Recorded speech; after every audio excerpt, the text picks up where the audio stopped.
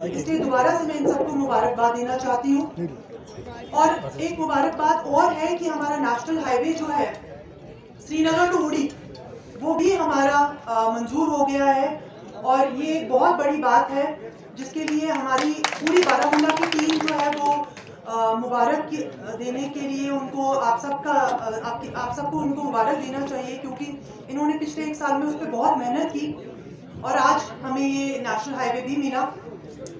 दूसरी चीज़ ये कि आज जो ब्लॉक दिवस में आप सब लोग, कुछ लोग बात कर पाए, कुछ पंचेस बात कर पाए, तो पंचायती राज का जो इंस्टीट्यूशन है वो क्योंकि 3 टायरों पे मुश्तमिल है, जिसमें आपके सरपंचेस होते हैं, पंचेस होते हैं, उसके बाद आपके ब्लॉक्स होते हैं और ब्लॉक लेवल पे डीडीसी चेयरपर्सन होते हैं और फिर डीडीसी मेंबर्स होते हैं, डीडीसी चेयरपर्सन होते हैं।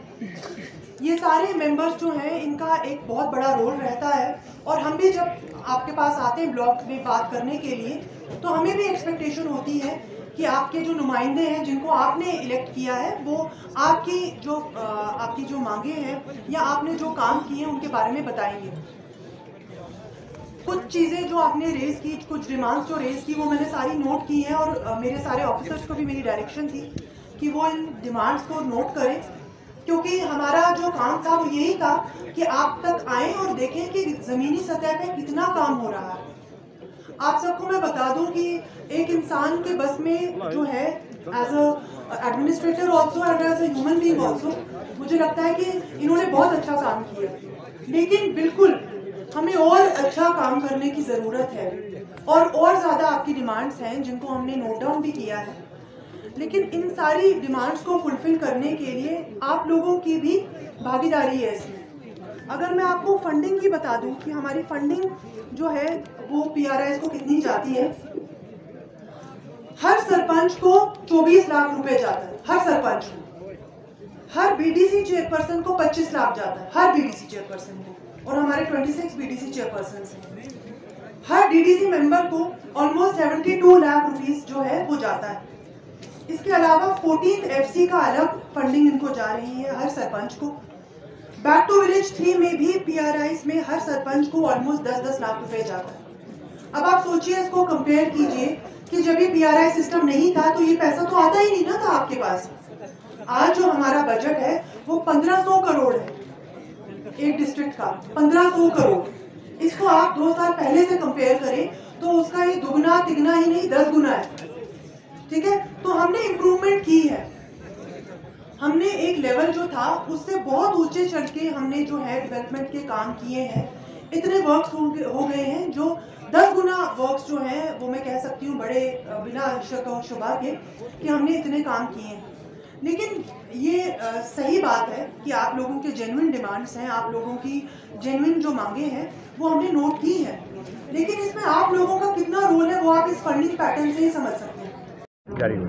बारामूला के लिए एक बहुत ही खुशखबरी की बात है कि हमारा श्रीनगर बारामूला टू उड़ी की जो नेशनल हाईवे है उसकी 4 लेनिंग का प्रोजेक्ट जो है वो गवर्नमेंट ऑफ इंडिया ने मंजूर कर दिया है।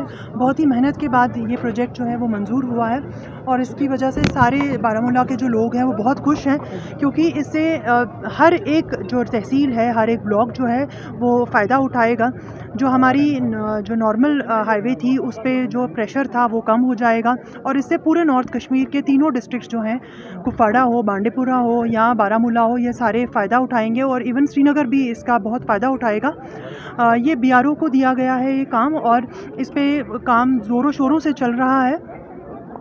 मतलब जो काम हमने स्टार्ट करना था प्रोजेक्ट का वो स्टार्ट कर लिया है और इसकी जो ज़मीनी सतह पे जो काम होगा वो भी इंशाल्लाह बहुत जल्दी स्टार्ट होगा। Thank you ma'am. ब्लॉक दिवस जो है वो एक बहुत ही यूनिक प्रोग्राम है जो जम्मू कश्मीर यूटी में चल रहा है और सिर्फ ऐसी एक यूटी है जहाँ पर ये ब्लॉक दिवस का एक प्रोग्राम चल रहा है, जिसमें खुद डिप्टी कमिश्नर भी आता है, उसके साथ पूरी टीम जो है डिस्ट्रिक्ट के ऑफिसर्स की जो है वो आती है और इसमें ये डिस्कस किया जाता है कि किस तरह से जो ज़मीनी सतह पे जो हम प्लान्स बनाते हैं उनको किस तरीके से लाया जाए और उनका जो है लोगों का रिस्पॉन्स लिया जाता है, ताकि ये समझा जाए कि क्या और दिक्कतें हैं, किस तरीके से बेटर प्लानिंग होनी चाहिए।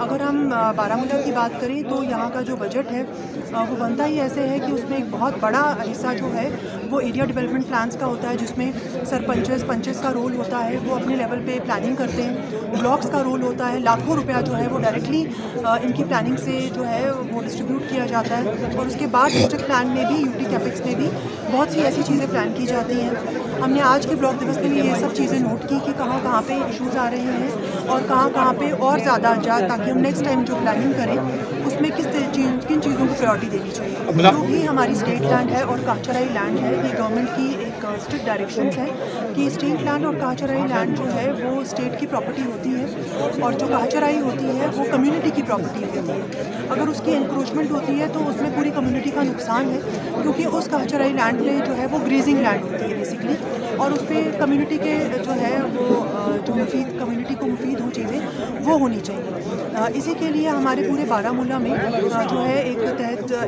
निज़ाम चलाया जा रहा है, जिसमें जो भी लैंड इलीगली ऑक्यूपाइड है, चाहे वो हाईवेज़ पे हो, रेड रिबन एक्ट में आती हो, या चाहे वो स्टेट लैंड हो, काचराई लैंड हो, उन सबको रिट्रीव कर रहे हैं और इसमें हम 40% तक कामयाबी हो रही है। ब्लॉक दिवस है, उसमें पब्लिक को भी बोलना है, पंचायती राज इंस्टीट्यूशंस के मेंबर्स को भी बोलना है, ऑफिसर्स को भी बोलना है। और आप देखेंगे कि पूरा दिन हमारा चला गया इसी में। हम सुबह 9 बजे से ब्लॉक दिवस कर रहे हैं और अभी 2 बज गए हैं, तो ऑलमोस्ट हमारा 5-6 घंटे का ये प्रोग्राम रहता है।